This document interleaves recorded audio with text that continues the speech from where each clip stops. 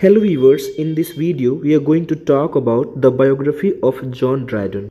तो आइए शुरू करते हैं। John Dryden was an English playwright, critic and poet of 17th century.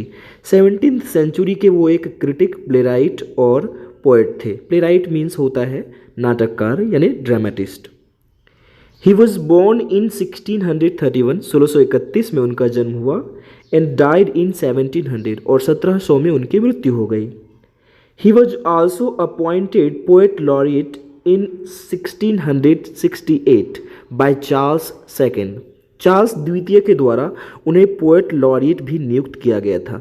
He was the first person, he was the first to be appointed and removed as well from laureateship officially. वो पहले इंसान तो थे ही जिन्हें कि as a poet laureate appoint किया गया, लेकिन वो पहले इंसान ऐसे भी थे जिन्हें हटाया गया था। He was dismissed by William third. William third ने उन्हें 1689 में हटाया था। और एक और बात कि इनके बाद बने थे थॉमस सैडवेल, जिसकी इन्होंने बहुत ही ज़्यादा आलोचना की है अपने एक पोएम मैकफ्लेक्नो में। He was a dominant figure during restoration England. Restoration age में ये एक डोमिनेटिंग फिगर थे। दिस इज द रीज़न, यही कारण है that this age is also named the age of Dryden. यही कारण है कि इस एज को हम एज ऑफ ड्राइडन के नाम से भी जानते हैं। ए रोमांटिसिस्ट, एक रोमांटिक पोएट है सर वाल्टर स्कॉट। इन्होंने ग्लोरियस जॉन की उपाधि दी या ग्लोरियस जॉन कहकर बुलाया है। ही established himself as the leading poet of his days। उन्होंने अपने आप को एक लीडिंग पोएट के तौर पर स्थापित किया। He witnessed the transition of English literature। और आपको शायद पता हो, यदि आपने पढ़ा हो कॉमनवेल्थ एज के बारे में, जिसके कारण बहुत कुछ बदलाव आया इंग्लैंड में, बहुत कुछ उथल पुथल हुआ, तो उस एज को इन्होंने विटनेस किया। ये थे उस टाइम में, यानी 1649 से 1660 तक का जो एक टाइम पीरियड था, commonwealth period. As the theatres reopened in 1660, 1660 में जब वापस से थिएटर्स खुले, ही स्टार्टेड राइटिंग प्लेज। तो उन्हें एक अपॉर्चुनिटी मिली तो उन्होंने प्लेज लिखना शुरू किया।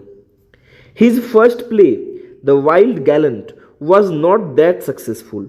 द वाइल्ड गैलेंट, जो कि उनकी पहली प्ले है, उतनी सक्सेसफुल नहीं रही, but it gave him a contract of writing 3 plays पर year by King's company. King's company के द्वारा उन्हें एक कॉन्ट्रैक्ट मिला कि आप हर साल 3 प्लेज हमारे लिए लिखेंगे।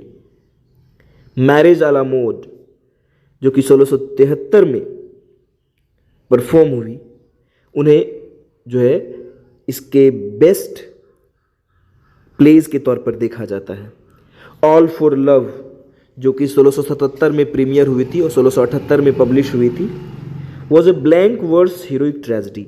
हीरोइक ट्रेजेडी का बहुत ही अच्छा एग्जाम्पल माना जाता है ऑल फॉर लव को, विच अर्नड हिम मोर फेम, जिनसे उन्हें और भी ज़्यादा ख्याति मिली, प्रसिद्धि मिली।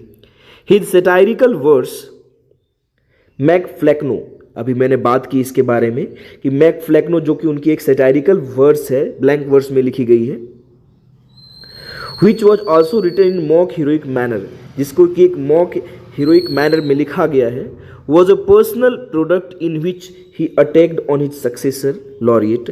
उन्होंने सक्सेसर लॉरिएट थॉमस सैडवेल पर पर्सनल अटैक किया है। मैंने बताया था चूंकि इन्हें हटा दिया गया था विलियम थर्ड के द्वारा, तो इनकी जाते ही दुश्मनी हो गई थी उनसे, तो इस वजह से इन्होंने पर्सनल अकाउंट पर एक बुक भी लिखा। मैकफ्लेक्नो बहुत ही सेटायरिकल पोएम मानी जाती है। Absalom and Achitophel The Medal are also counted among his satirical works. ये सब भी उनके रिमार्केबल सेटायरिकल वर्क्स में काउंट होते हैं। His Religio Laici is considered a religious poem. Religio Laici उनकी रिलीजियस पोएम मानी जाती है। He was neither romantic nor metaphysical, ना ही वो रोमांटिक पोएट थे ना ही metaphysical. His subject was factual.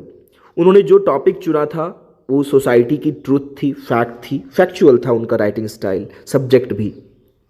His translated works were also appreciated. उन्होंने बहुत सारे वर्क को ट्रांसलेट भी किया, जिसके लिए उन्हें काफ़ी सराहा जाता है। The translation of Virgil's Aeneid, Virgil के एनिड की ट्रांसलेशन जो है उनमें से एक है, इज वन ऑफ देम।